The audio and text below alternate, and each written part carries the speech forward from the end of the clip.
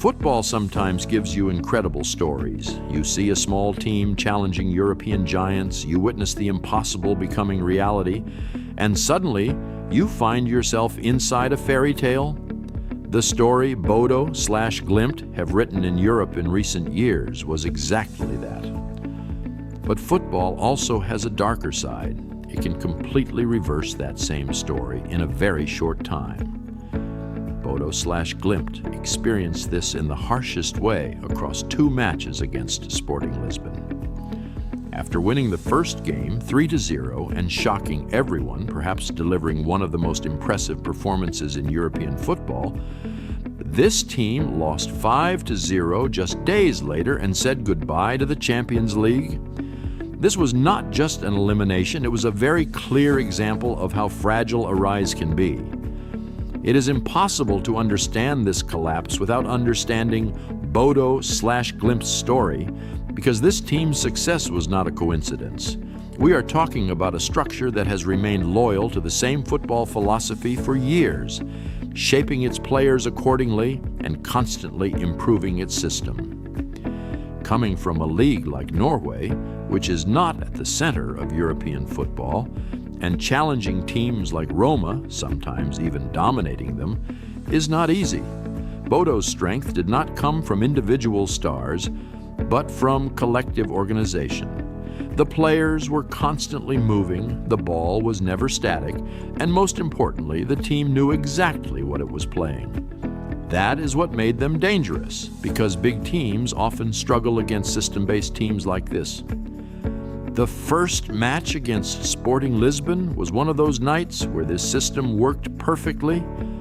When Bodo/Glimt stepped onto the pitch in the first match, the name of their opponent did not seem to affect them. On the contrary, they started confidently and with control. They had possession of the ball, and they were the ones dictating the tempo of the game.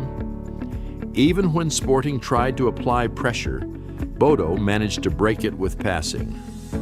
Especially the movement in midfield and the constant positional changes of the wingers caused serious problems for Sporting's defense. Bodo's game was extremely fluid, and that fluidity disrupted the opponent's balance. When the first goal came, it was proof that the plan was working. With the second goal, confidence reached its peak, and with the third goal, the match almost turned into a one-sided story. The 3-0 scoreline was not just a win, but also a very strong message to Europe. Bodo/Glimt had clearly shown that they were not just a surprise team, but a structure capable of competing at this level. However, one of the biggest traps in football appears exactly at this point.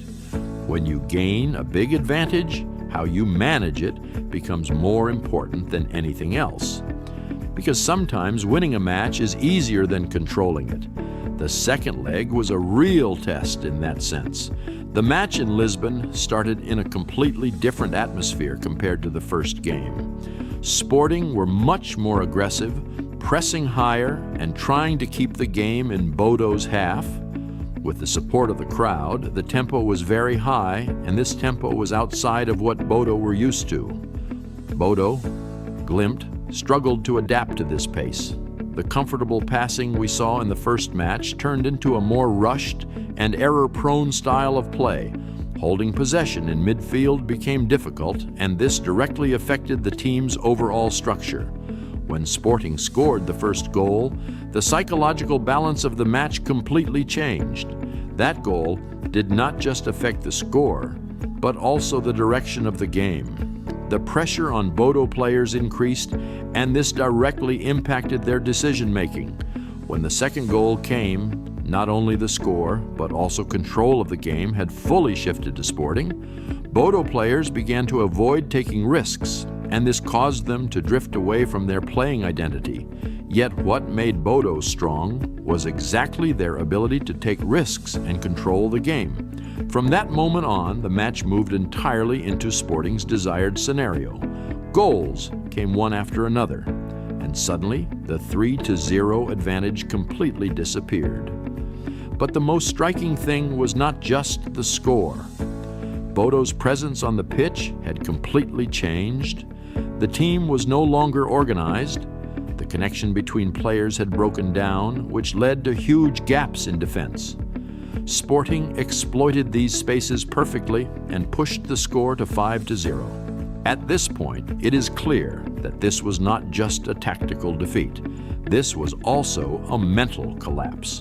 In contrast to their performance in the first match, Bodo/Glimt abandoned their own game in the second leg, and that caused them to lose their greatest strength, because this team is dangerous when it stays true to its system. But when that system breaks, it can turn into an ordinary team. One of the most important things Sporting did was disrupt Bodo's system.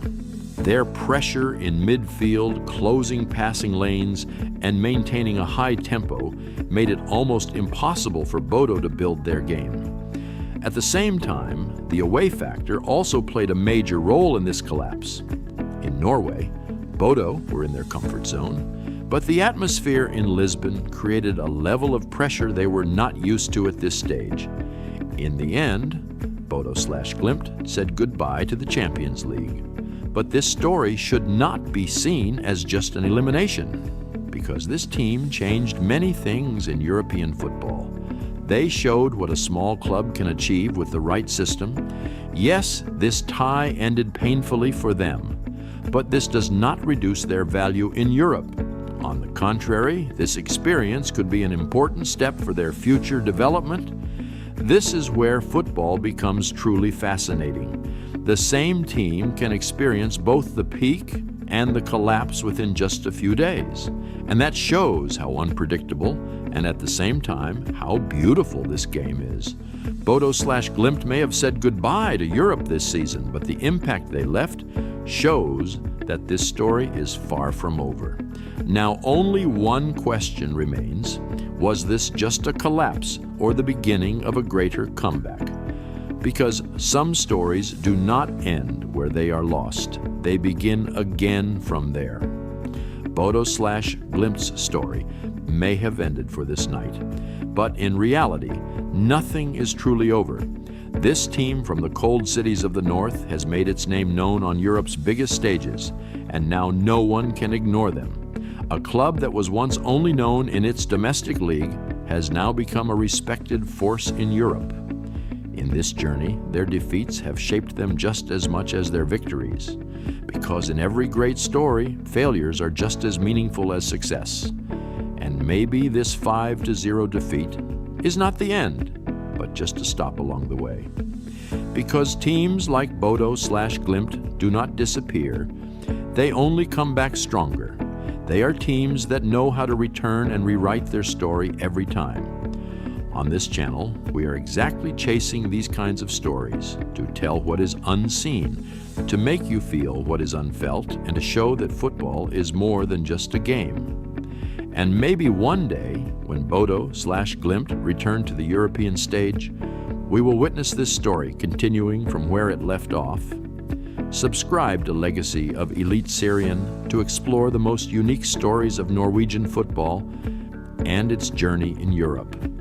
Don't forget to subscribe to be part of this story and not miss new videos, because here we don't just talk about football, we tell the story behind it.